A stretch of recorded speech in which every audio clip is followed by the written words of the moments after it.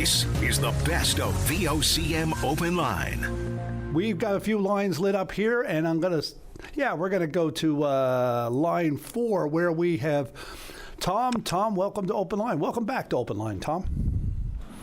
Thank you, Brian. For the last couple of times I've been listening to you coming on the fishery and wondering if nobody's called in, so I was just driving here this morning. I said I'd give you a call. Tom, I thought it was like nobody wanted to give up their special fishing spot and tell what was going on. You know, we've all been out fishing. We don't like to give away the good secrets. I know. Well, I'm going to Stephenville next week salmon fishing, so I'm not telling anybody where we go fishing there. But for the cod fishery now, my boat's in Petty Harbour.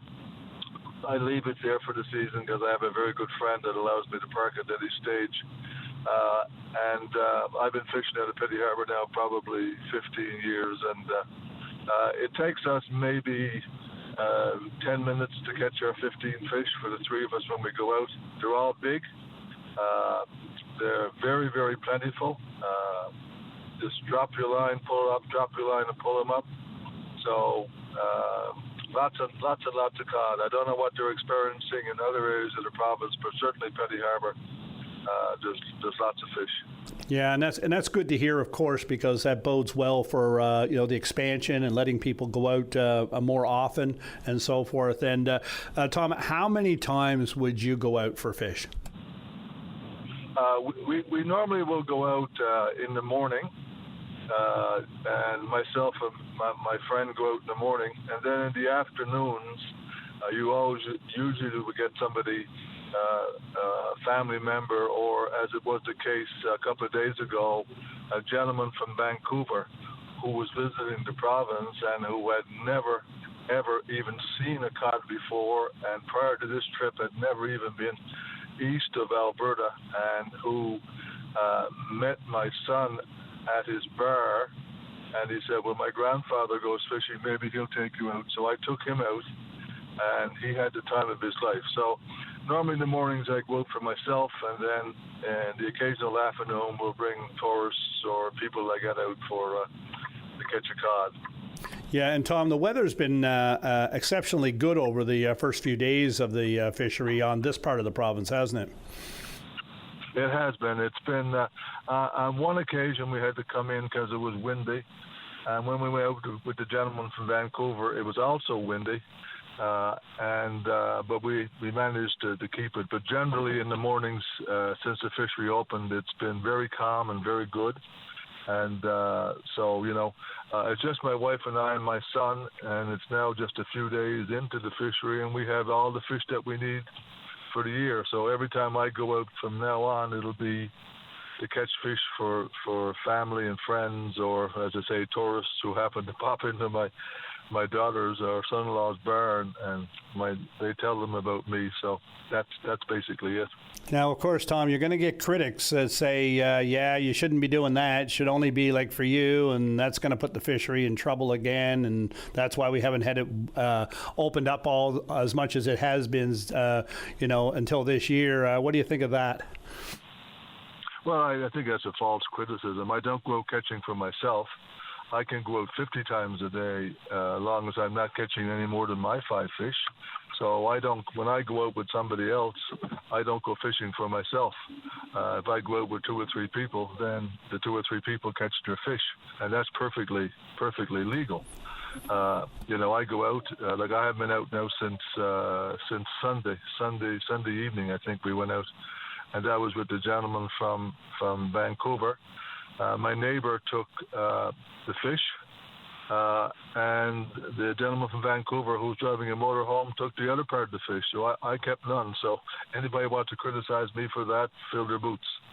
Fair enough. And Tom, when you go out, what are you seeing compared to previous years? Are there lots of people going out, or about the same, or a little less? What's kind of the activity out there on the water?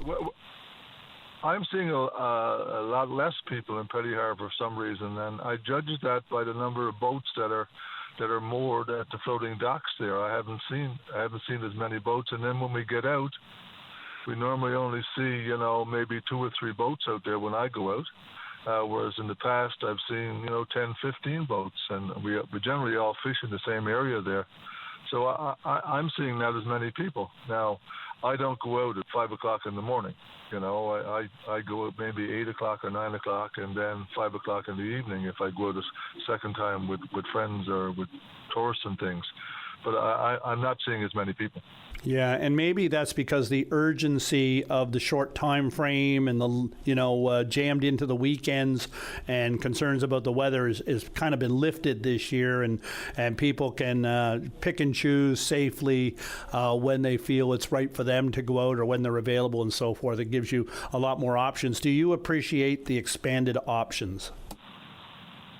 I understand it, and I appreciate it, because I remember 2 or 3 years ago, a friend of mine from Quebec came down and spent 10 days with me to go fishing, him and his wife, and that's why they came. So we only had 2 weekends, and of the 2 weekends, I think there was maybe 3 days that we could go out. So for people like that, I think the expanded fishery is great, and for tourists and things who come for that reason. For me, myself, as I say, I make 2 or 3 trips, and I got enough fish for the winter. My 12-year-old and I go out and we get 10 fish, and then we get 10 fish, then we get 10 fish. That's 30 fish. Man, oh man, oh man! I could be eating fish every day with 30 fish. So, and then I always salt the fillets that's left over from the previous year for my salt fish. Yeah. But for some people, and yes, there's parts of the province where there's a lot windier than it is here on the Avalon, so I can understand that. But I'm particularly pleased with the extended part of it for the people who are visiting and for the tourists. It's a big draw for tourists. That gentleman from Vancouver, who I took out there on Sunday, he said that was one of the reasons he came. He had never seen cod. He had been a fisherman on the West Coast. In fact, he's going to send me back some smoked salmon to say thank you. He had never participated in the cod, never even seen a cod. So for him, that was one of the reasons he came. So it's a great tourist draw. I don't think that's a fair trade, Tom, to be honest with you. Pacific salmon for Atlantic cod, that's not a fair trade. Oh, man, I love Atlantic cod, but when I go to Las Vegas, I eat smoked salmon continuously because it's always on the buffet. I love smoked salmon. I suppose that's the best way to eat Pacific salmon is smoked, because Pacific salmon is not Atlantic salmon at all. No, I told him that. I said, I don't want any of your fresh stuff. It's not as good as our Atlantic stuff, but your smoked stuff, you can't send me enough, because I really, really enjoy it. So. Yeah, that's perfect, Tom. Thanks for calling in and sharing those stories. And you talked about having your 12-year-old grandson out, of course, and what a great experience to be out on the water with him, and him to be there with you, and, of course, passing that tradition on as it should be here in our province. It's what it's all about for the future, and to continue with that great practice of the recreational fishery, of course. He's my 12-year-old son. I'm sorry. Yes, Tom. Yes. I'm 78. I'm 78 years old. My son is 12. My great-grandson is 13. So that goes to show you how screwed up I am. No, that's all right, man. Thank you good on you. Good on you, and good on all you for going out and having a few fish. And all the best. Thanks for calling in and sharing your story, Tom. Thank you. Have a good day. This is the best of VOCM Open Line. We're going to go to line 2, where we have an old friend, Doc O'Keefe. Doc, welcome to Open Line. Hi, Darren. How are you this morning? Not bad, sir. How are you doing? Good. How are you enjoying your stint on Open Line? No, I like being here. What a great crew here at VOCM. They're very supportive and helpful, and you can't say enough about Dave Williams and Greg Smith and all the crowd down here. It's just great to be a part of this group from time to time. I like the filling in bit, because, I don't know if I have the stamina for the long-term stuff or not. Well, you're working with a great team, and I'm sure they make it a lot easier for you in the process. Yep, they do everything but host the show for me. Yeah, that's good. Darren, 2 things this morning. One right off is a request. I was contacted by a couple who are going through a very, very debilitating disease. The lady in question and they're badly in need of a hospital bed. So if there's anybody out there who has a hospital bed that they could allow this couple to use, that would be a terrific relief for the couple. So they contacted me on it, and I said, well, the best thing I can do is call Open Line and put it out there, and I'm sure somewhere in the province or even in the St. John's metropolitan area, wherever, it's that important that if they could get the use of a hospital bed, it would make her life a whole lot easier. Yeah, no, absolutely, Dennis. So, we know people have to avail of hospital beds from time to time, when there's a need, and it's usually when someone is in urgent need. And it means a lot to people, especially families, to be around loved ones that need, that type of equipment to ensure comfort and stability for those that may be recovering, whether it's short-term or long-term, of course. So anybody out there, and I bet you dollars for donuts that there's somebody out there that knows someone that may have or may have a handle on where someone could get a hospital bed, and we'll have Doc's number here. You can call in to Dave and let them know, and Dave will hook you up with Doc to accomplish this goal. That sounds good, Darren, I must say. And I said to the couple involved, I said, the best thing I can do for you is call VOCM, call Open Line, and I'm sure they'll be able to make it happen. Yeah. No, I'm sure there's somebody out there listening, or somebody knows somebody that knows somebody that may know somebody. Yeah. And that's all we need. We just need one hospital bed. The other thing, Darren, you know me, I can't go without saying something political. And two things, really, briefly. One points out the greatness of Canada, and the other points out the unfairness of things that are happening here in Canada. I heard on the VOCM news this morning the good news that the pipeline from Alberta, carrying oil from Alberta into Ontario, is going ahead. It's going to be good for Alberta, it's going to be good for Ontario, and it's going to be good for Canada. And I applaud it. Now, contrast that with the fact that you can transport oil right across Canada, but Newfoundland and Labrador cannot transmit electricity across Quebec. Yeah, no, that's a solid point, Dennis. And of course, when it comes to the oil from Alberta to Ontario, I believe Manitoba is not going to have any part of that, which is unfortunate. But it's going across despite. I mean, yep. The reality is that there is a need for that, and it's a good thing. It's good for employment. It's good for the economy, and it'll bring relief in the sense of the oil is going where it's needed. Yeah, and regardless of Quebec buying power from us, we should also have the option, and we've heard the term, national energy corridor. We should have the opportunity to say to parts of Canada, across Canada, that we have the ability to sell some of that power as we see fit on our way through Quebec, as much as we would sell it to Quebec still. Not cutting. We're not looking to cut them out. We're looking to just have our energy go to market where people need it, and we can avail of the benefits and the full value of that energy. Well, I mean, we would pay them the going price for whatever it is to transmit electricity. You have to be fair to both sides, but you're certainly not being fair to Newfoundland and Labrador when Newfoundland and Labrador is held hostage, like we have been held hostage since 1969. And it's about time in this day and age that it should stop. And maybe it should be part of the whatever comes from the MOU that is currently under negotiation. Yeah, and you know what? It's not an unprecedented thing in business, is it, though, Dennis? I mean, do you remember back when Bell, basically the only phone company around, and then other phone companies come on, the CRTC, had them say, okay, you've got the lines, you have to sell part of your transmission to these other companies at a certain rate so that they can make their own money and do their own business. Well, maybe our Carney will will make it happen. Maybe. Who knows?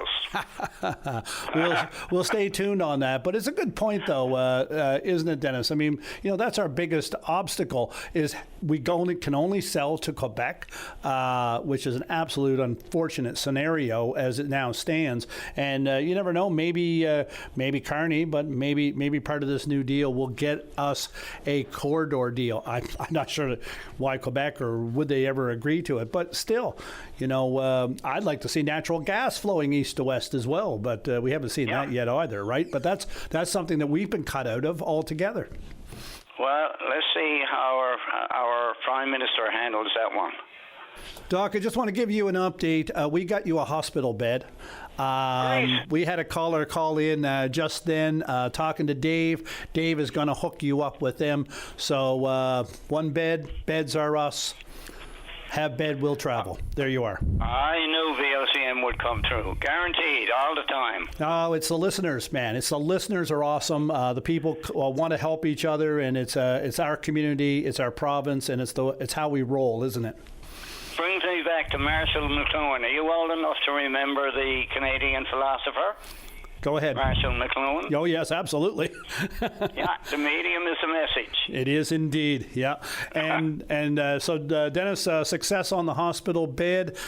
You and I have solved the energy issue between Newfoundland, Quebec, and the rest of the country. We've had a pretty productive morning here this morning.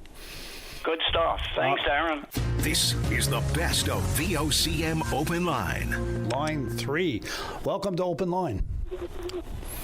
Well, good morning to you. Good morning, sir. Yeah, I had a good night's sleep last night. I'm a soccer fan. I've been watching every game ever since the FIFA started. Slept like a baby, didn't you? Yes, boy. And that's what it works like doing politics, trying to take over the FIFA sports. He should have kept his mouth shut. Because it certainly hurt the United States players. They didn't want to. They've actually, like I say, they didn't play like they should played last night, especially only one shot on goal. Yeah, and well, look, he wasn't really a factor in the game anyway. He was their top scorer, and Belgium seemed to have him shut down. And it kind of makes you wonder, was his heart taken out of it? Yes, by not only his, the whole team. Yeah, no, now Belgium, in fairness, is ranked a number of spots higher than the United States in the world rankings. Although they're always suspect. But really, does it surprise you that FIFA seems to have been involved in something that seems a little skullduggerous, I suppose? They don't have a great reputation as being on the up and up all the time, but to get involved in the game level, that is a bit surprising, I think. Yeah, that is, yeah. Like I say, my opinion of the game last night, I watched it from the first to the end. The best team won, but due to this media thing that he came out with down top, the team fell apart. The state fell apart. They didn't play like, that's the way I look at it. And, yeah, no, fair enough. Yeah, absolutely. Yeah, and like I say, and the end, and it was a great game. Even the one between Portugal and Spain, 1-0, but that's the way the games will be played. But once he came in on it, I lost all interest in it too. I had my not watch the game last night, but when I seen the game, it was really good. Yeah, no, and it's great. I mean, look, it's always great to watch these sports at this level. It's like Olympic hockey or World Cup of hockey. It's just a different level of the sport. And even if you're not a big soccer fan and you start watching 15 minutes in, you're hooked because you're watching. It's what the beautiful game. It's why it is the beautiful game, because it's fascinating to watch the skill. And Belgium, of course, were tic-tac-toe passing last night, and that is wonderful to see. And a big majority of the opposite teams, they respect one another too, eh? Oh, yes, absolutely. Well, and that's one of the things, there's a couple sports in the world, soccer and hockey, that the teams after a match of elimination in the playoffs, after a championship, they all congratulate each other because they respect each other for the effort that was put in the game. Yeah, they do. And let me tell you, I've been watching people for the last 30 years. So I'm not going to tell me age, but I've been watching cricket for a long, long time. Uh-huh. So who's your team now? Argentina. Argentina, okay. You're a Messi fan, yep. Yeah, Argentina, there's a lot of soccer left yet. Oh, yeah, no, look, I love what Norway's doing. It's fun to watch. Yeah, Norway. All right. Well, thanks for giving us a call this morning. I appreciate that. And enjoy the soccer. After tonight, we're down to the grateful 8, the hateful 8, maybe. I'm not sure which way you want to look at it. But your Argentina will be playing tonight against Egypt, I believe. And they'll be trying to hold on to their title as World Cup champions and, of course, as number 1 ranked in the world. All the best. Enjoy the soccer. Okay. This is the best of VOCM Open Line. Joining me now on line 3, I have the MP for Avalon, Paul Connors, but he's not just the Avalon MP. He is also a relative, a supporter, and absolutely one of the top promoters of the Sam's Jam ball hockey tournament that is held in CBS, has been for the past 4 years. And of course, it is done in the memory of 6-year-old Sammy Porter, who tragically died while swimming with friends in Seal Cove back in 2022. Paul, welcome to the show, and I know this is especially important to you, this event, and the event, of course, helps support people in the community. Welcome to the show. I'm glad to be here to get a chance to talk about Sam Jam. I got to start off by saying that you're a natural host, so you do a great job at hosting Open Line. Thanks, Paul. And of course, and I'll also remind people, you're a former colleague of mine on the CBS Council, but you've moved on to bigger fish, I guess, on the federal scene. And but that does not take you away from Sam Jam, and it took place this past weekend. What a great, joyful event to honor the memory of young Sammy. For sure. It's an amazing event. What started out to be a memorial event to remember Sammy has become something so much bigger, so much larger than the family, Angie, Steve, and his brother Aiden, his parents can imagine. The kindness and compassion expressed has always made such a heartbreaking, life-changing tragedy a little more bearable. Yeah, absolutely. And we all know, the community comes together. There's a lot of moving parts when it comes to this tournament. Tons of teams, tons of people involved. The support has been fantastic, hasn't it? It certainly has, and I'm very, very proud to be able to chair this. I've chaired it ever since the tragedy happened our first year that we planned this, and we wanted to do something in Sam's memory. But now it's, as I said, it's grown into something. People actually plan their summers around Sam's Jam. And people have said to us that it's their favorite weekend of the summer, and that's so good for Angie and Steve and all of our family to hear that and to see kids come out. Myself and Angie were talking the other day, and Angie actually put it in a post on Facebook that says Sam's Jam's filled with everything that Sam loves: sports, friends, we have an inclusive division, competition, and just people coming together. And yeah, it's great, Paul. And just tell me a little bit about the atmosphere down there. What's going on? If you've never been to Sam's Jam, because it's quite a spectacle as well as a competition in ball hockey. Oh, it is a competition, really. The competition, ball hockey is what bring them there, but the competition and the teams are still very competitive. But once they arrive, it quickly becomes secondary. What is the atmosphere? Like, it's a sense of friendship, support, community that surrounds everybody. Something that you can feel when you walk in an Admiral's Academy parking lot, and you feel it, but it's really impossible to try to put into words. It's very, very hard to put in words. Like, people come there as families. We have bouncy castles there for the smaller kids.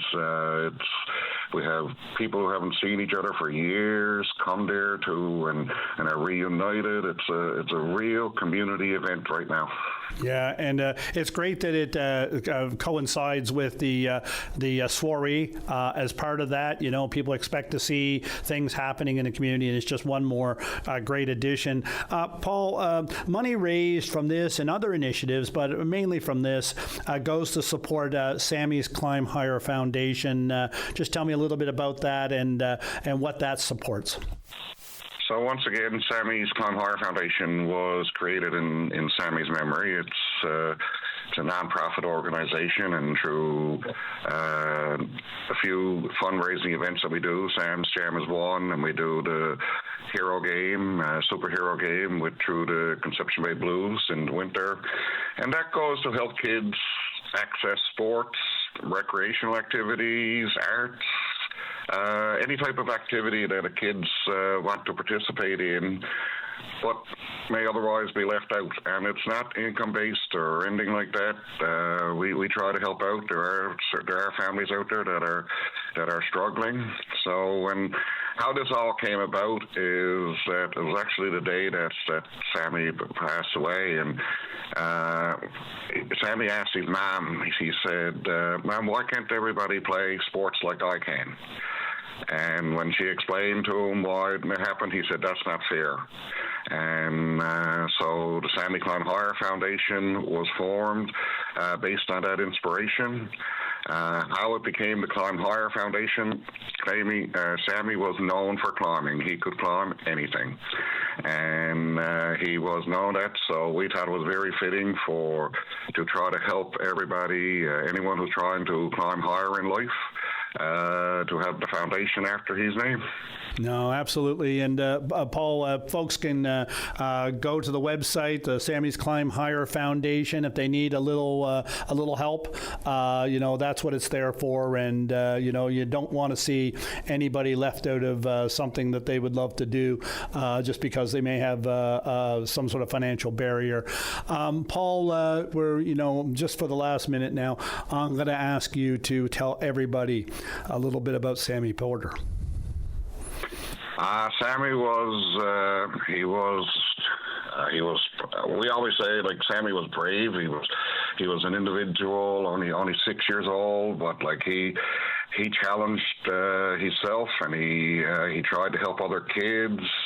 He had an infectious laugh, a big bright smile. He was always running around, and he had boundless energy, and he made a lasting impact on everyone that knew him. His friends that knew him for that short period of time, they still come out, and they always have his sweater where they carry it in at hockey tournaments, ice hockey tournaments, ball hockey tournaments. In his memory, all parents come out. But one of the good things about Sammy's Sam Jam is there was another tragedy as well. Lincoln Walsh up in Chapel's Call. Yes. And Sammy and Lincoln were friends for their short life. And there's two teams that won the Rockets and the Sillies, and every year they play against each other, and that's one of the highlights of the tournament when they get to play. And this year they were fortunate enough to play, or I think the past 2 years both teams were fortunate enough to play in the championship game. And it's a game, but at the end of the game, both teams get together. They bring Link's sweater, they bring Sammy's sweater, and they get pictures taken together. They raise the cup together. It is truly a unique thing that happens in that particular age group, and that's what makes Sam's Jam what it is. It's the teams that come together, and they're friendly rivalries, but they're at the end of the day, they're all friends. They're all running around having a great time. So that's what makes Sam's Jam such a great event. Yeah, it's multifaceted, multi-leveled in its ability to have that effect. And of course, being part of it is one thing, but knowing you're part of something bigger that is helping others is what truly makes Sam's Jam so important. Hats off to you, the work you do as chair, and of course to Angie and Steve. Thank you for doing this for everyone involved, and of course it helps all of us remember Sammy. And if you're in the hockey out there and you haven't been part of Sam's Jam, don't miss it next year. It's usually the first week of July. There's lots of promotion leading up to it. They have a Facebook page, Sam's Jam, and they have a website, and you don't want to miss out on it. You want to be part of it. And Paul, thank you for your time this morning. Greatly appreciate it. Thank you very much, Darren. This is the best of VOCM Open Line. We're off to line 2 now, where we have Dr. Lloydetta Quaco and Dr. Welcome to Open Line. Thank you so much. Now, you are calling because Sharing Our Cultures has just gotten a big influx of money from, I'm just trying to find it here now, but I think it's North Pine. And North Pine Foundation, yes. Yeah, absolutely. $675,000 support over 3 years. So tell everyone what this money is going to do. Okay, thank you so much. This money is going to help resettled refugee youth between the ages of 15 and 21 to be able to complete their high school diploma and give them access to the labor market and to get them for employment readiness as well. So the program actually is called Boost. We want to give them a boost. So Boost is an acronym for Building Out Opportunities, Skills, and Training. So while they have the regular schooling, which is great, I mean, there's amazing curriculum, amazing teachers, I mean, a lot of support from the Department of Education and the NL schools and the communities, but the students need more time. So they need more support, more extra from what the K-12 system can offer them, and also more individualized one-on-one help. So the program is going to run from yesterday till the 28th of August. We're going to have them learn their courses within math, English, science, and social studies. We have certified teachers who will teach them Monday to Thursday, and then on Fridays they will have experiential learning where they'll go on educational tours to Cupids and Salmonia Nature Park, Government House, places like that. They have workbooks that they would learn about the history and the heritage of these heritage sites, and then they get an opportunity to write about them, which also helps to boost their English language comprehension skills. Because we know that this 2 months of summer, most of them will be home. Most of them may not be in homes where English language is the first language in the home. And so sometimes there's a tendency for them not to progress as they could. And offering the Boost program, which I should say is a collaboration with, the department, the NL schools. We're running it out of Lacoll Academy. So the NL schools has given us that space there where we can have 40 students who will be taking part in this program. And we have community organizations who are also going to be part of it.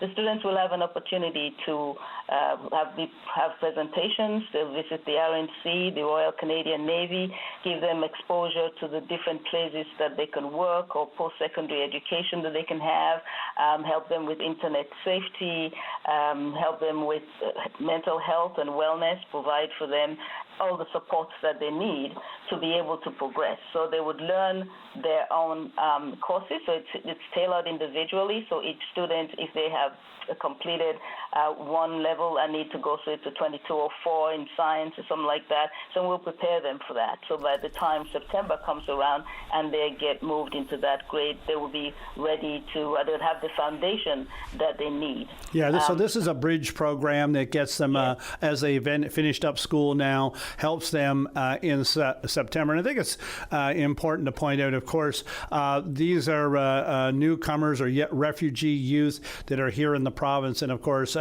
English not being their first language, I would assume for most everyone or everyone in this program. And of course, that creates gaps in literacy, and different things that would possibly, have them held back in the school system, take them out of what would be their normal peer group here in the province. And of course, that leads to, different anxieties and, of course, pressures on them that may set them up for failure rather than success. So this is a program that'll bridge them over the summer so that when they get to September, they are on a better footing when it comes to being in the classroom with people their own age that have lived here their entire lives, of course. Yeah, exactly. Yeah. So just tell us a little bit about your organization and what it does generally, sharing our cultures. So Sharing Our Cultures, we've been in existence since 1999. So we work with school children and youth. We have various programs and projects. Actually, this boost is an extension of a program we had for students with the acronym EARN, which stands for Employment Access for Resettled Newcomers, where we were doing something similar, only that we were doing it within our Learning and Resource Center. And so this additional funding means we can expand. So that's why we're now in a school setting, because we didn't have enough space. But we also work with students, junior and senior high school students. We help them to develop skills, critical thinking, writing, English. We help them with resume building. We bring in facilitators from diverse cultural backgrounds to be their mentors and help them build leadership skills, prepare them for the labor market. So we usually have a big event, a 4-day event that's held at the rooms, and we bring in about 1,200 grade 6 students to interact with newcomer high school students and students also from the Francophone and Indigenous and local communities as well, because we always say everyone has a culture, and so these young people get the opportunity to develop various skill sets, and they interact with the public as well as grade 6 students, and we've expanded outside of St. John's as well, and we've been to Lab City, Happy Valley, Goose Bay, Gander, Grand Falls, Windsor, and so Corner Brook. So these are ways in which our organization is trying to ensure that we support the school system, we support the Department of Education and their programming as well, so that we can actually bring the teaching to each child in inclusive and as a global citizen. It gives them an opportunity to learn about diverse cultures, inclusion, diversity, and anti-racism programs. We hold that with the students and just prepare them for life in the world. So Sharing Our Cultures has been doing this, as I said, in collaboration with government departments. We do get funding from the federal as well as provincial and supports from municipal governments. We also do have all the organizations. We work with them as well, community organizations, ethno-cultural organizations, working together to ensure that students are integrated well into our society and feel a sense of place and a sense of belonging when they come here. Yeah, that's right. And of course, North Pine has invested the $675,000 over 3 years. So it's not just a one-off. You're going to have funding there that's going to help you through the next 3 summers, I guess. And I note that North Pine has sent out information, and what they are saying is they chose to invest in this initiative because of the strong community-led model and their proven clear outcomes. So that's a big thumbs up to you guys. But here's something I think is most important, and this, it doesn't matter who you are in this province, but this is absolutely true. When young people succeed in school and move into further education or employment, the benefits extend well beyond the individual student. Dr. Quaco, thanks for joining us this morning. Is there anything you wanted to say just before we finish up? I do want to say thank you to North Pines Foundation again for this financial support, but also to the teachers who will be teaching the students, to all the facilitators who will come and help them, and to all of the places where we'll visit that's going to make them feel welcome and help them in this process that we are having to bring them to where exactly you said we want them to be contributing members of our society in Newfoundland and Labrador and beyond. This is the best of VOCM Open Line. We're going to go to line 2 where we have Kyle. Kyle, welcome to the show. Good morning, sir. How are you doing today? Good morning, sir. What's on your mind? Well, something happened yesterday dealing with the Metrobus that literally had me vibrating with anger. So I had an appointment out to the Airport Heights Medical Clinic there on Majors Path. Now, I deal with the buses like most of the majority of Newfoundland. So I had to get to Route 16 to Munn and transfer to Route 14 to get out there. So on the Route 16, I always tell them, hey, I'm getting to Route 14 out just to make sure that they don't leave early, because a lot of times the buses sometimes do leave early. So when I got on the bus, there was some major construction on the road going down to along Columbus Drive there, and we got stuck in traffic. So when we finally got to Munn to transfer to the Route 14, the bus was already gone. So I asked the bus driver, like, where's the bus gone to? And he's like, he's already left. They're only allowed to wait 3 minutes. I'm like, 3 minutes? There was traffic. Like, couldn't you ask them to wait a little longer? It's like, no, they're only allowed to wait 3 minutes. I'm like, well, that's a little much. Like, you think there would be extenuating circumstances. So when I called into the Metrobus line to, like, talk to someone to, like, hey, this is what happened here. And she lately said, yeah, it's not our fault. There's nothing we can do. They're only allowed to wait 3 minutes. It's like, I got there at they're supposed to get there at 10:30. I got there 10:37. So it was only 5 minutes after that 3 minute so-called waiting time. And the reason she gave me is like, well, they can't wait longer than 3 minutes due to the fact that they don't want the buses running behind. And anyone in St. John's that deals with the Metrobus can tell you, 9 times out of 10, they're always running behind anyways. Yeah. But like you think there would be extenuating circumstances when something like that happened. And when I was talking to her about it, like, well, what do I do now? It's like, I can't get the next bus because it'll be another hour. I'll miss my doctor's appointment. And it's like, so like, are you gonna like provide a shuttle to come pick me up to get me out there? It's like, well, we hold no responsibility because it's not our fault. She said you could have gotten the earlier bus. I'm like, so I would have had to get an hour earlier bus for road construction that I didn't even know was on the go. Like, how does that even make logical sense? Yeah, really it kind of doesn't, because, in the summertime especially, with road work in different areas, I mean, I don't know, and maybe you can tell me, but I don't even know if a bus goes up Portugal Cove Road or not.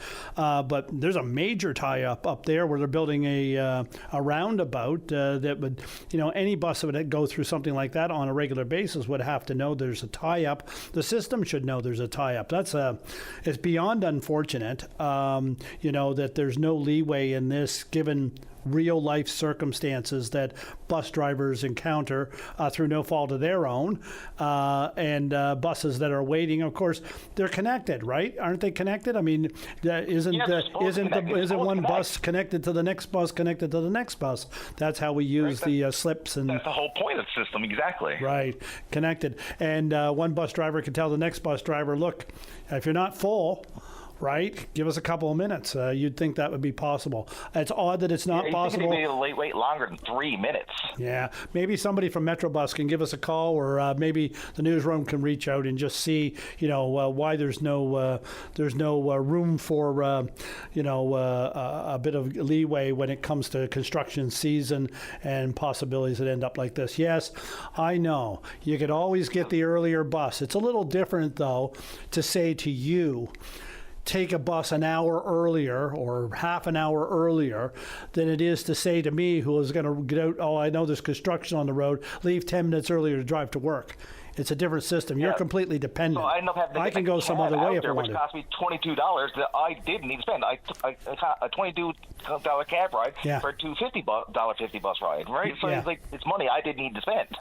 Money you already spent, because you had the connection. So it is a difficult situation, and of course, Metrobus is there to help people who need public transit, and should be mindful of that. But before I criticize them too far, I want to find out why there's no leeway, and I'll ask the newsroom to reach out to Metrobus and see what's going on there. But look, Kyle, thanks for raising this, because you may be helping others that are maybe in this situation, just like yourself. I'm not the only one that something this has happened to. I'm sure I'm not the only one that this has happened to. Like the amount of times I've seen people running after buses because buses just leave without them, and they had to wait or call a cab. Like the amount of times I've seen that happen, it's beyond ridiculous. Yeah, it's too bad. It's there to serve, right? So, anyways, Kyle, thanks for bringing this up. We'll see if we can reach out to Metrobus and see what's going on there. But unfortunately, it's certainly a cautious tale for anybody else. Man, take the earlier bus, because you don't want to get caught in a situation like you ended up in yesterday. It's too bad. Absolutely. Thank you very much for your time, sir. This is the best of VOCM Open Line. Go to line 2 with Pauline. Pauline, welcome to Open Line. Sorry about the rant about the Blue Jays. I just had to get it off my chest. Darren, I think you're on the same boat I am, because I think Open Line is my therapy this morning. No worries. We all need it. Hey, Pauline, what's on your mind? Darren, I've been running the business for 45 years, and I've been dealing with the tendering process for a lot of the years. All the years. I mean, I would say it's probably as much as most in there, because I'm older than most of them. But our tendering process has changed so much. The government buildings that I've always tendered on are the janitorial contracts on the island. And usually you have to go through Merck's, perfect, but before you can put your bid in, you have to show them that you have a bid deposit, and you have to take a photocopy, go to the post office, take a copy, send it through even before your bid is done, and then you have to show them that you're in good standing with workers' comp, that you're in good standing with the government, and that you have your insurance in place. That's a typical. And then your tender closes, and you go back on Merck's on the day the tender closes, and it lists the people that bid and the lowest bid. Not necessarily the one that's accepted, but at least you have an idea, well, I should tell my people to go look for work.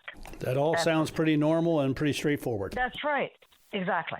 But now we're bidding on schools, which I've had for some of them 16 years. So I've got 6 people that are on tenterhooks right now. And NL schools used to have their own bidding process, but now they've gone with the Merck's program. And that's not a problem. But it's the first time in 45 years that I have seen no bid deposit, no asking whether you're in good standing with the government, no asking if you got workers' comp in place. They'll probably all come afterwards. But you're allowing anybody. So what I'm saying is not a matter of anybody bidding, but if there's an issue with the contract afterwards, let's say I take it as low bidder, I've got no bid deposit put in, I could have and walk out of that building after 2 payments from the government, and they've got no bid deposit to fall back on to say, well, we're taking it out of your money because you didn't do a good job. Any communication as to why the changes? Because this, to me, I have no idea. This, to me, opens it wide open for anybody, no matter their standing or what have you, to see if they can get a contract. And if they do, then they're allowed to prove it afterwards that they can get it. Yes, and the thing is, my contract was up the end of June. They're usually called by the 1st of June at the latest. This year, they weren't called till the 18th. So the 19th, it was the opening of the quote. Again, this is a public tender, right? When I went on for the results, all you got was a list of the people that bid on the contract, or took out a bid, I guess, yes, but no dollar figure, nothing. So I phoned, and they said, it's different now for us, and you can apply to get dollar figure later. And I'm thinking, this is public tender. This is public money. So then I'm waiting. So my people are saying that, because the way we work is that if you know before the end of the month, it means that you can prepare. You have supplies to order. I mean, I'm looking at 50 pails of wax if I were to get a contract, and I need 2 weeks to get that. And the school has a contract in place where you could only start at certain times, and you have a 3-week window in which to get all those schools done before they open. So now we're in a position today. I still haven't heard whether or not who's got the contract. This is the 7th of July, and I've got workers that have been with me for 12 to 16 years are saying, do I have a job in September? Do I need to go looking for one? And I can't help them because I have called NL Schools, God help them, because I have called 3 days in a row to say, are you going to look at these tenders and when will we know? I finally got an answer on Friday that said, we're just starting to look at them. That's last Friday. Yeah. This is July the 7th. The tender's been closed since the 19th, and we don't know where we stand. I mean, I know the other people are in the same boat, and they probably don't care as much as, they're probably not as worried as I am. But I have 3, 4 now who are saying, should I start looking for another job? And today is supposed to be the day for the execution of the agreement, and nobody even knows who's got what. It's hard enough to hang on to workers in a normal situation, but one where they're waiting for word as to whether the contract's coming through or not coming through, that must be excruciating for them, not to mention you. As it is for me. But NL Schools now comes under the Department of Education. Have you reached out to them and to find out what's going on? I've reached out to the procurement, and they're just saying that it's a process. They have to go through all the tenders and find out which one is the correct one. But it never, if they're following under the government, the way the government is, I mean, it was never like that. You got your tender up on Merck's, you got your prices. Well, I'm 5th one in line, so it's just well to know that they're going to go with the lowest tender or whatever. Yeah. You know, so this is a change with the new government, is it, Pauline? No, it's a change with NL Schools. Oh, okay. So this has happened within NL Schools itself. When itself. I've been on the government program, I had no problem. I could see all the bids. But this is only with the NL Schools that are now going through Merck's. But they've got their process so totally different. Like, I was so surprised. Yeah, and tell people what Merck's is, Pauline. Pauline, I know you're intimate to it. Well, tell people what Merck's is.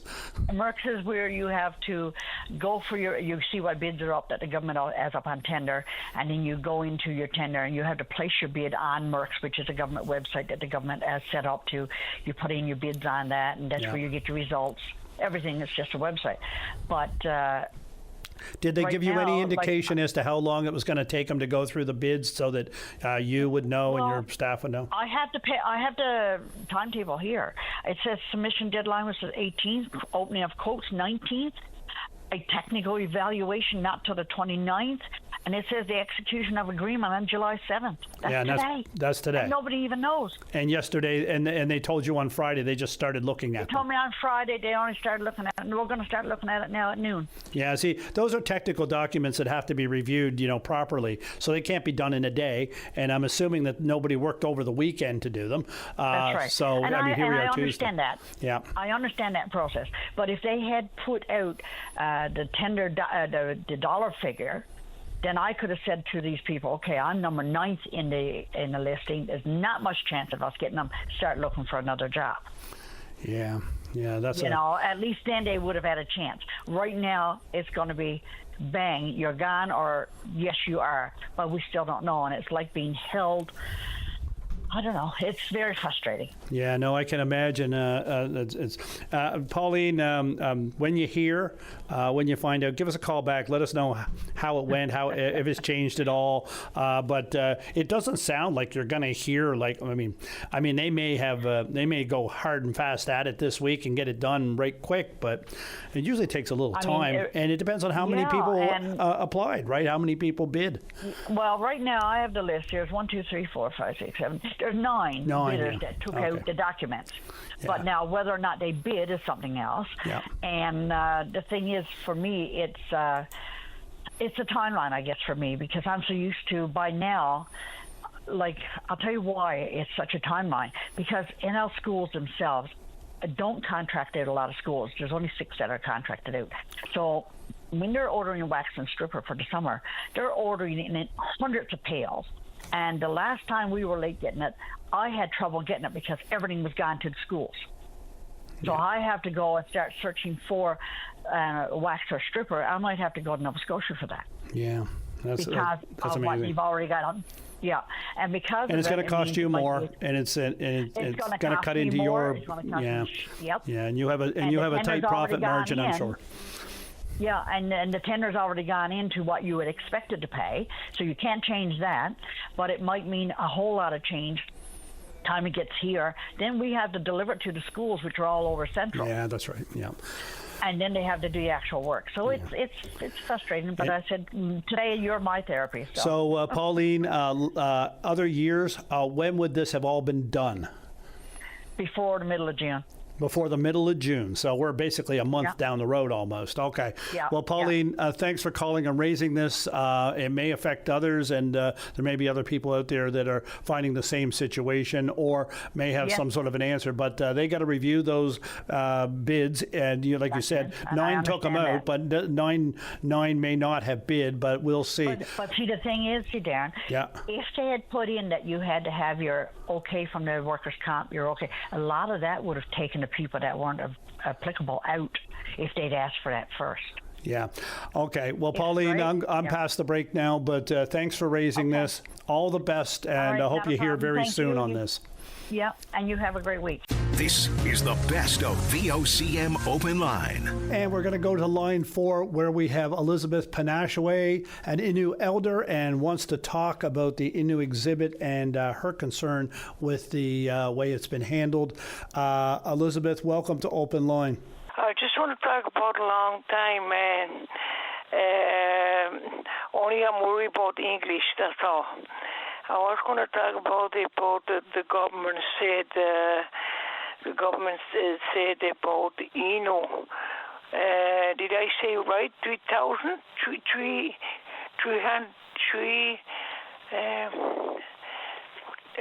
3. Are you talking about the government's position of 300 years of history? Yeah, that's the one. Yeah. There you go. Yeah. That's the one I was going to talk about. Yeah, a lot of people, people very, very concerned that the government, what she said. And, people was here, Labrador, everywhere, Quebec and Shehajit and Toshish. People was here 1,000 years in what's here. And a lot of people very concerned, the government, what she said. Not happy. Like me, I'm very concerned. And that's what I was going to talk about. That people was here 1,000 years, and people always hunting in the country, always hunting.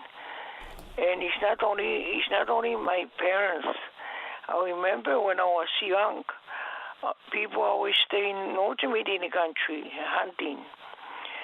And then when you get animal like a beaver, otter, musquat, marten, everything, and then he brought in Shehaji to sell it at Sunway store, and then buy some food. And then he went back in the country, hunting again, all his family. And I remember when I was young, and I never forget that. People was here 1,000 years in everywhere, Labrador, Natoshish, and Quebec. That's what I was going to talk about that. Yeah, no, absolutely. And Elizabeth, just on the note, the Premier and I believe one of the ministers have responded to the concerns raised by the Innu regarding this, what appears to be a huge discrepancy between 300 years that they have as an accepted timeline, or traditionally have accepted timeline, and what we heard from the Smithsonian that says about 8,000 years of history of Innu and Labrador. You're not satisfied with the government response to the Innu concerns that have been raised? Yeah, and she should talk about that, because he knows people stay in Labrador many years, thousand years, and she's supposed to talk about that. And even a lot of people, old people died, old ladies and old men. And before he died, that's what she said. people was hunting here always many, many years was here, she had it. And why the government say that? She's supposed to talk about that. He knows. That's what I'm saying myself. Thousand years, people was here in Labrador. You understand what I'm saying?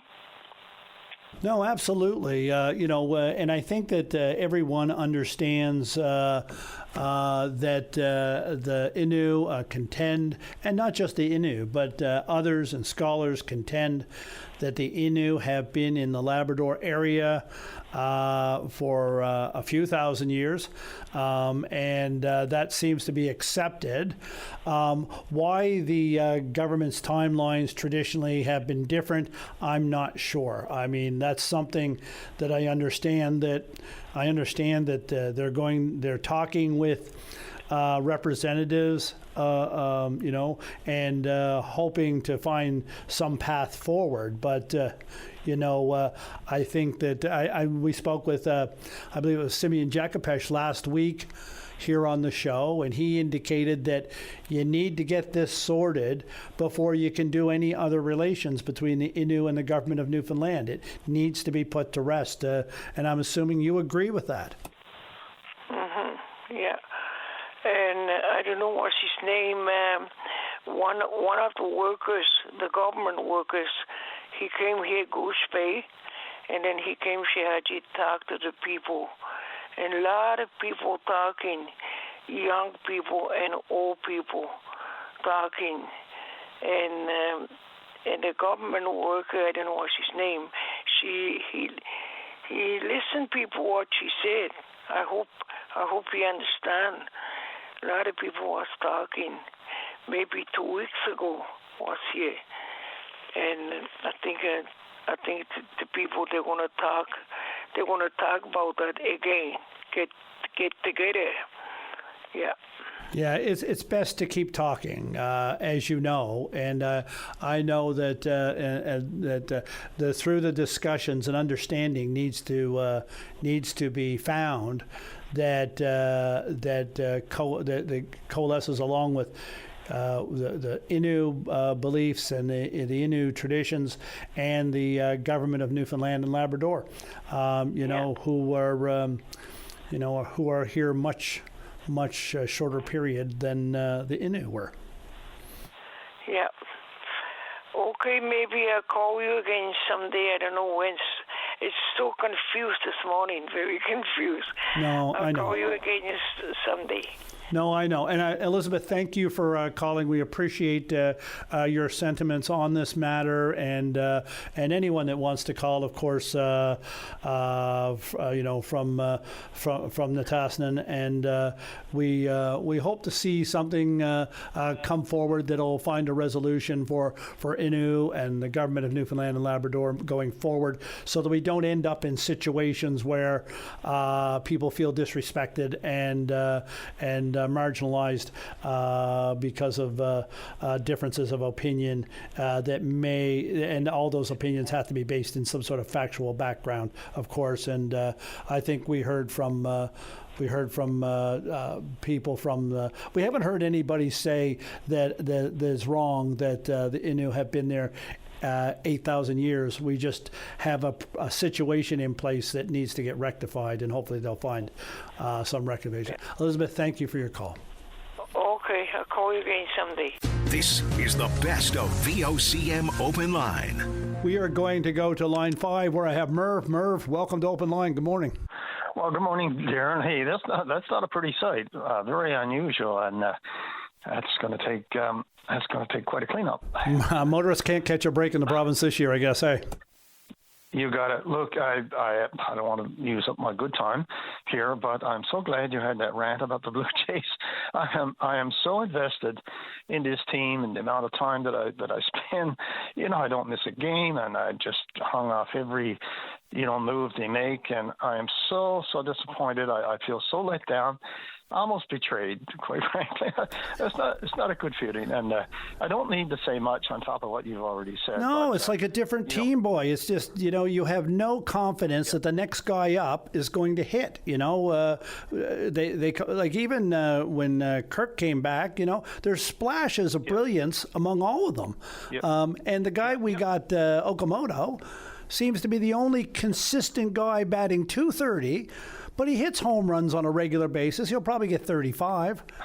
But everybody else, what's Vladdy doing? Batting .260 something? What's he got? 4 home runs all year? On a pace for 7? It's not good enough. Quite frankly, I think they're cooked for the year. I got to be honest. They're playing West Coast teams now that are among the weakest teams. I mean, the Giants are 13 games below 500, and it's not a pretty sight. If they don't do something with the Giants here and the Padres right after, they're cooked for sure. Everybody said they should go. I don't know how many games they got on the West Coast. Is it 9 or something? They should go 7-2. They're already 1-3, so it ain't going to happen. Yeah, there you go. Look, as a member of the committee, of the Food Fishery Committee, I wanted to call in, especially because of that, and to give some perspective on the food fishery and fishing from the South Coast. I had the occasion to go out on the weekend from North Harbour. That's in Placentia Bay, of course, in the area of the South Coast that's restricted in the days that it can fish. I'm sure you're aware of that, along with the West Coast. And, I had a great experience, Darren. I got to tell you, in a matter of 15 or 20 minutes, we had all the fish we needed. There were 4 of us in the boat, and it was very large fish. It was actually the largest fish that I've been catching for quite a few years. And I talked to other people with some experience out there as well on the weekend, and they saw the smallest fish that they ever seen. So go figure. It depends on the grounds, where you are in any particular location. And it's so variable. You can't possibly put a peg on. But I got to say, look, there was not a lot of people out there when I was out there Sunday with the company I was with. I didn't see another boat. I just simply didn't see it. And the day before, my wife was out with her company, and she saw one boat. There was no boats coming and going I say no boats, they're very slow going. And, out on the bay, when you see boats traveling across the bay, the boats that I saw, a couple of boats I saw, were traveling obviously to their cabins, because that's they're frequent users of cabins right around the Highlands, Woody Island and Barrhaven, all these places. Quite an observation. I don't know quite what to make of it. Do you think it's a lack of urgency this year, Merv? I mean, before you were jammed into weekends and, you hope for the good weather and so forth. But this year, I got all summer. I can go out and do this. I don't have to rush out the first weekend because the weather's good. Well, there's a lot of baggage left over from the fact that you can't do that in Placentia Bay along the South Coast. A lot of resentment there. I ran into my next door neighbors on Sunday, and asked them how they did with the fish, and they said did very well. But turns out they took their boat and they went to St. John's within, so they were into the northern cod, and that's a little bit of a different dynamic, Darren, than we're seeing, right on the East Coast. So that a lot of places along the South Coast. I mean, if you look at Placentia Bay, if you look at Come By Chance, 2 minutes and you're across the sunny side, you're into the northern cod. Long Harbour, 15, 20 minutes you can watch from Norman's Cove, that area over there, and Placentia, same thing. But as you get further to the west, of course, and the southwest, that's not a practical option to do. But there are quite a few that elected to go to the northern cod sections rather than just go out into Placentia Bay. So there you go. So we have that thrown in there too. Saturday was absolute fog. I mean, you could cut the fog, and that's a feature along the South Coast and all along especially the Southwest Coast and the South Coast, Placentia Bay. I mean, we manufacture fog there, and that's not going to change. That's an unsettling feeling for a lot of people. Some people don't mind, but it heads to that feature of safety. And I got to tell you, I can't get over the safety issue, and how safety was in my mind usurped in the interest of conservation. And look, no one can talk and speak to and support conservation any more than I can. But under no circumstances, absolutely no circumstances, can you usurp safety for conservation. It has to find its way in a different way. And for people during this weekend, there were times.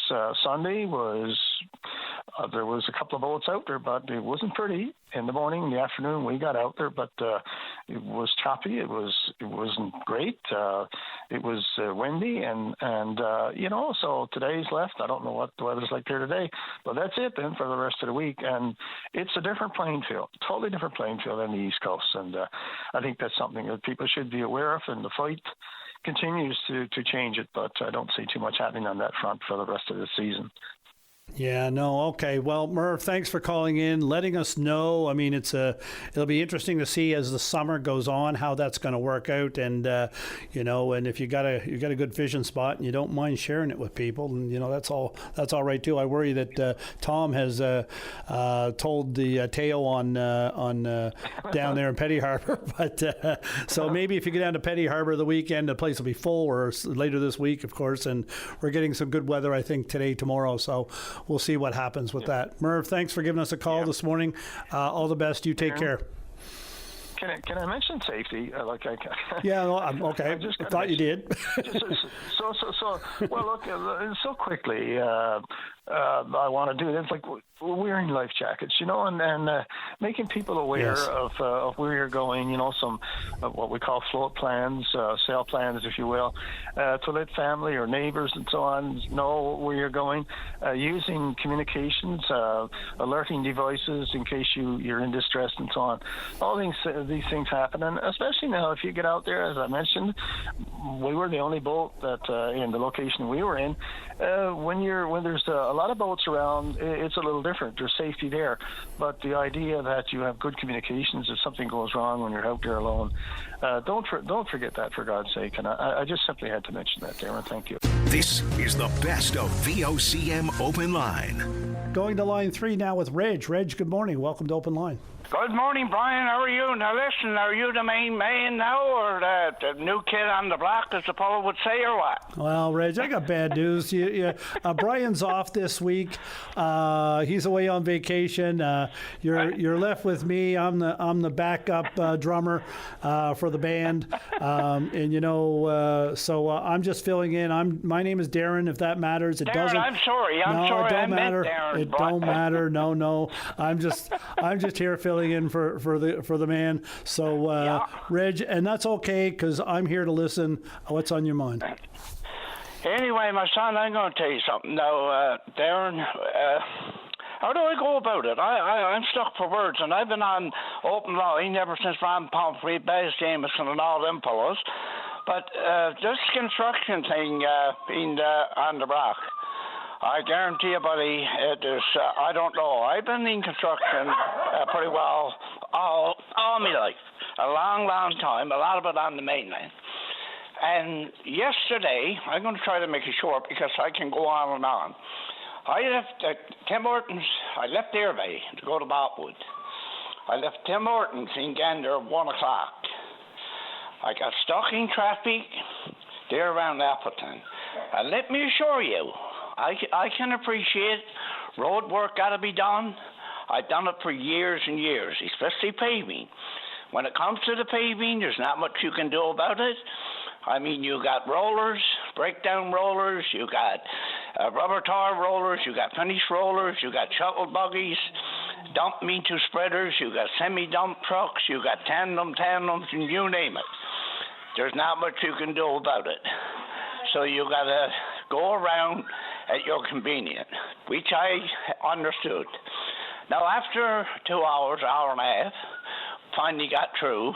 Just before we got to Lewisport, everything come to a standstill. Stopped again. Now here's a different scenario.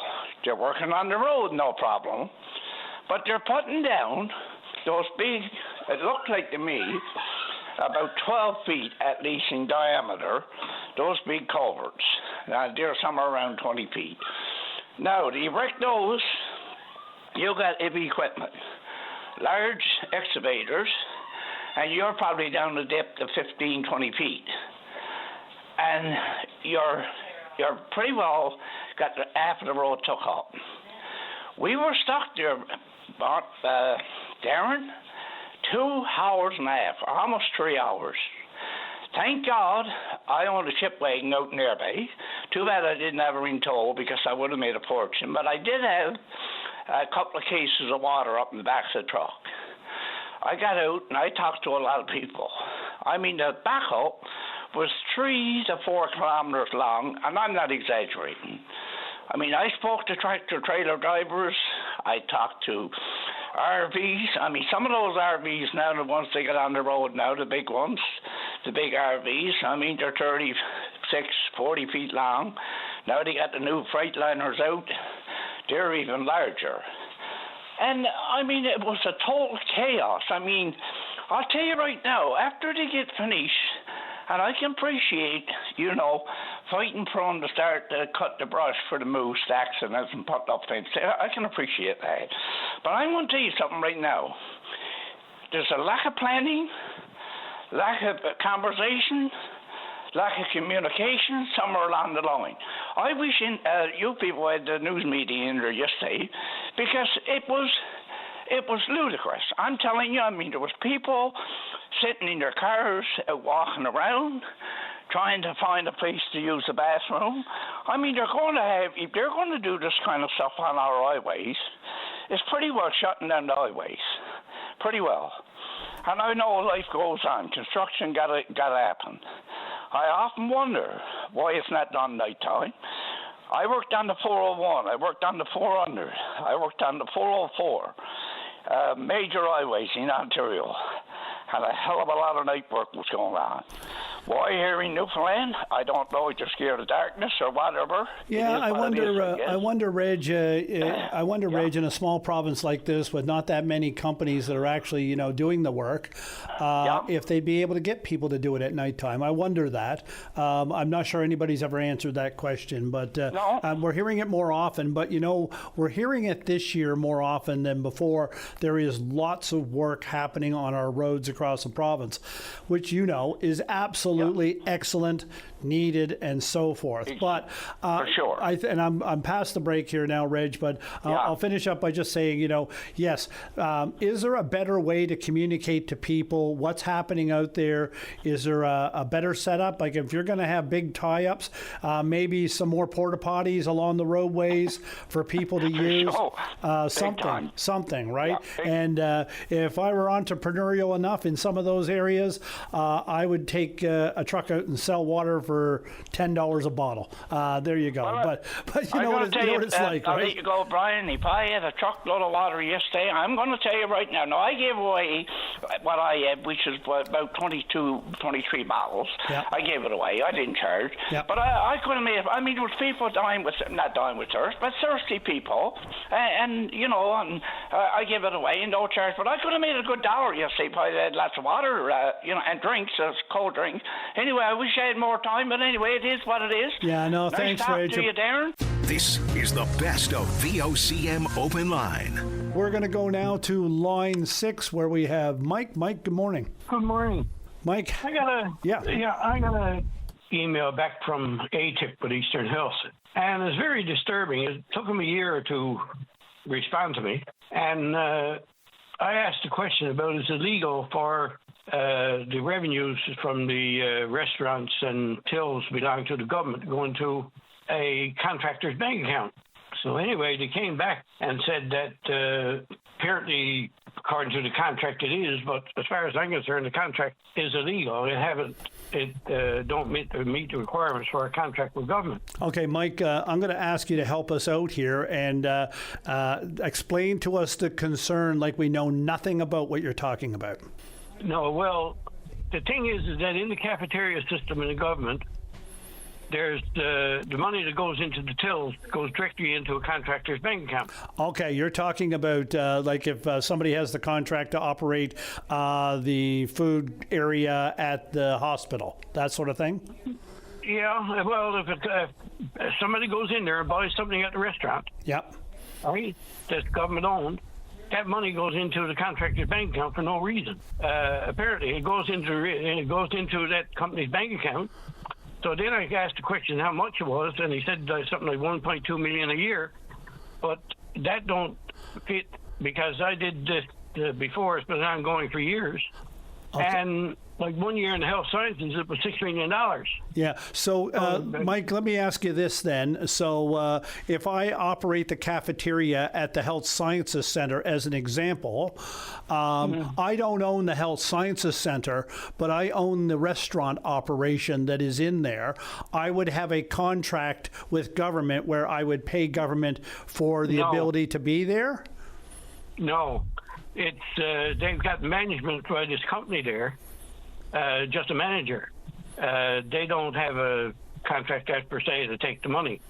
I know what you're talking. I just want to understand if I got a restaurant operation, I'm in the restaurant business, and the people that are running the restaurant at the health sciences pull out, I don't have the opportunity to apply for that and get in there and run the restaurant. That's completely a government run thing, and all the employees there are government employees. Right. But they do have, this company do have a management there, but they're getting paid for that separately or whatever. But the question is that here's money going into these tills that's owned by the government. It's government money. Why would it go into a bank account belonging to a contractor? Okay, and you know that's okay. So what you're saying is they've hired somebody to manage the restaurant, and all the staff there are government employees? Yes. Okay, all of them. You're sure about that? Okay, fair enough. And what they're doing is that this company has got all of the infrastructure contracts with everything. They're all the same ones. Okay. From the maintenance to purchasing parts, purchasing the food, everything that's in the infrastructure is run by this company. Yeah, okay, so they purchase the food. They purchase the food. They purchase the things that are needed for the restaurant, and then they get paid when people buy stuff. Yeah, but you don't. It's not supposed to be that way. How come? If I were buying the food, I want to get paid for it if I were selling it. No, they're not selling it. Oh, they're not? They're buying it for the government. No, they're only buying it for the government, and then they're going out and getting all this material. Not only that, they're getting machinery, equipment, and everything else without going to tenders or anything, buying it off from the mainland. Okay. They're bringing in bread from the mainland and serving it into the restaurant. Okay, here we go. So we need to find out then if government is running the whole thing, and they have a contract with a company that supplies the items, I guess. How come the tills are connected to the bank accounts of the contractor and not connected to the bank account of the government? That's the gist of it. Right. Yeah. Well, Newfoundland government. Okay. Because, that's the question we need to ask then. That's the one we need to find the answer to. And you have been told through your efforts that that's just the way it is. Yeah, well, the thing is that they're saying that 100% of this money comes back to the government. They've got records of it. The government is keeping control of it. Yeah. But why are we hiring two companies, and a company that's not supposed to be making any money doing it, for a team of accountants that they have to take this money, put it into their bank account, and then give it back to the government without any payment? Yeah, and if that's all true, then that seems like a load of middle people that don't need to be there if it's just going back into the government's coffers anyway. So why is there that middle sort of process in there? Yeah. Right, and two, the fact is that the figures are not properly there. They're only saying there's 1.2 million, but I know that's a lot higher than that from previous information that I received. Yeah. Now, see, there's a lot going on that's got a lot of questions into it. Okay. So, Mike, also, I got another. Mike, I'm past the news. I just will say, though, that we've been sent information that the cafeteria employees are not government employees and aren't part of the union, that they work for the company. So that may change a little bit in the answers. But, Mike, I'm past the 11 o'clock newscast now.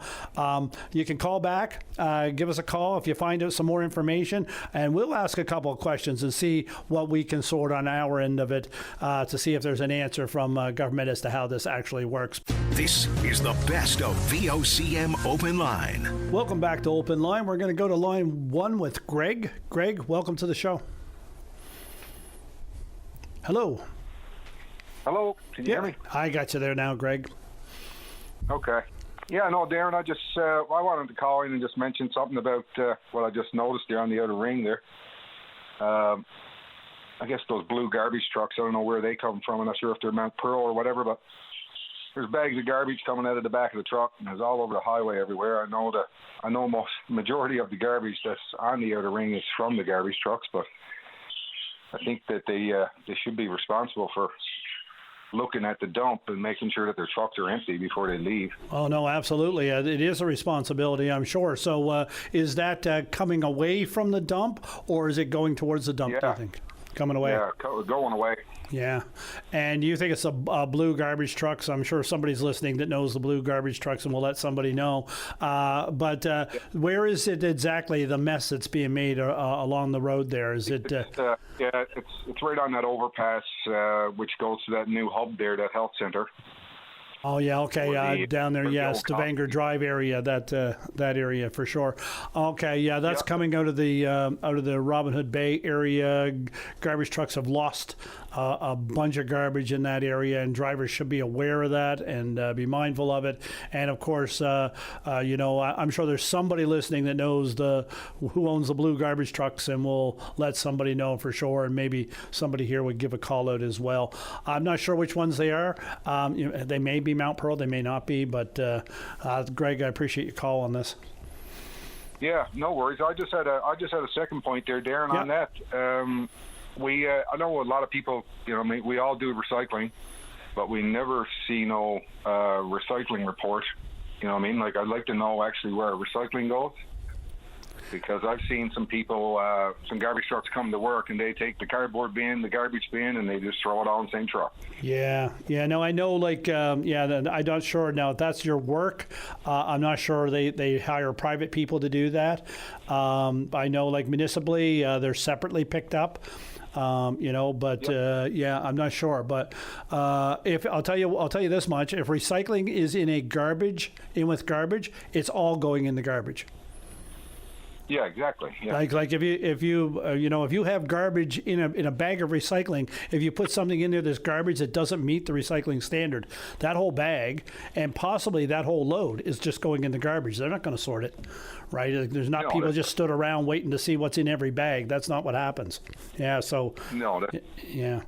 It would be something to actually get the government to, I know the government's involved with the Robin Hood Bay dump. It'd be nice to see some kind of report on that, on what they're doing with the recycling, because, the residents are spending a lot of money sorting garbage bags and all that stuff as well, Yeah, and unfortunately, the percentage of people actually recycling is still very low, lower than 20%.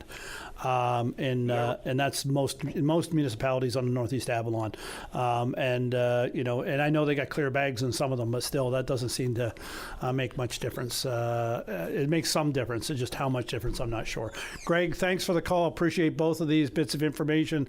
Certainly lots to talk about. Thank you. Yes, sir. Thank you. Okay, the last call of the day is line 5, and another Greg. Greg, welcome to the show. Hi, Darren. Thank you for my call. I know we have very little time, so I'll plow through this call. Very important call. My name is Greg. I'm a retired Canadian Forces Indigenous veteran. In the past 15 years, I've served on various veterans groups advocating for veterans. My call today, Darren, is about Beaumont Hamel, and to give a reaction to the Honorable Henry Barber's speech during that ceremony. So we know on July 1st, 110 years ago, a ceremony was held recently in France at the Beaumont Hamel Memorial to honor those soldiers who bravely fought or lost their lives of the Royal Newfoundland Regiment during the Battle of the Somme. There was approximately 810 Newfoundlanders that morning went over the top. 710 became casualties, with 310 killed in action, and 68 only answered to roll call the next morning. Darren, I've been Honorable Barber's comments or speech as the Minister of Tourism and Arts and Sports gave a very disappointing speech in front of the world and distinguished guests. Greg, have you heard the entire speeches? There were two. Have you heard them? I have, Darren. I listened to them painfully in length. Okay, because I've only heard like 25 seconds that I think showed up on the news last night. That's all I've heard. Yeah, and again, very well prepared. Since that time, I've been following social media and fielding calls from veterans across from Newfoundland and Labrador, and across the country. And veterans are very, very upset and angry that ill prepared that she was for this. There's no excuse. Every soldier, sailor, airman, airwoman on that site was drilled that day, and I expect no less from our minister to give us such an important speech on such sacred grounds. So there's veterans asking that why was she even selected in the first place? There's speculation. It could have been political sabotage, and people are asking, where was our prime minister, premier, on this very important date? Why wasn't he being able to deliver that speech? And if not, someone like Miss Leila Evans should have gave the speech, that since there was a indigenous soldier or an Inuit soldier, John Sherwick, I believe his name was, an Inuit soldier from Labrador, who served as a sniper in the Royal Canadian Newfoundland Regiment. So Minister Barber offered an apology, and it was stating that, I apologize if you feel that I wasn't prepared. It seems to be an apology with no responsibility to her. Now, we don't, veterans are not angry at her. They're upset, of course, because she was very ill prepared. This should have been drilled. It should have become muscle memory to her. We love Minister Barber for her Newfoundland accent.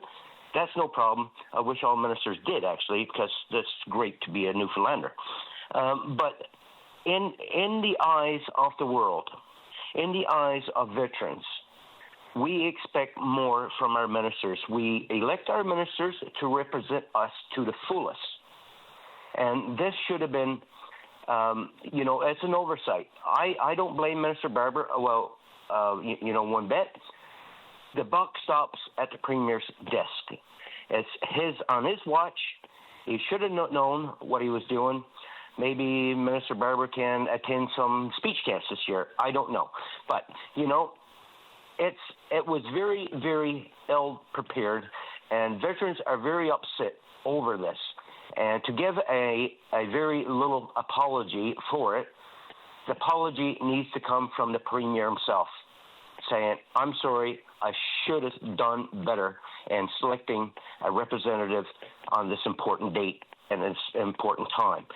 The minister stand in the House and give an apology or give a tearful, sentiment over bullying and everything, saying that her family is watching and things like that. What about the families of these fallen soldiers? What about them? Where's their respect? We want answers, and we want them now. So hopefully that this call would prompt a more reaction tomorrow on it. So, it's very sad to see. And not all her speech was bad, but certainly it could have been more prepared for it.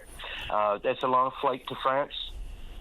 She had nothing else better to do than go over her notes over and over and over. Princess Anne Margaret was in attendance, who loves her subjects, who loves her soldiers, and I met her before. She takes us very, very seriously, and I hope that any minister standing at the podium in front of Beaumont Hamel will do the same. Greg, thank you very much for the call. Appreciate your sentiments on behalf of yourself and other service people. Thank you for your service. You had the last word on Open Line today. We'll let you go. And I want to thank everybody that called today. Wonderful to hear from you. Looking forward to hearing from everyone again tomorrow. Happy birthday to Ringo Starr, 86 today.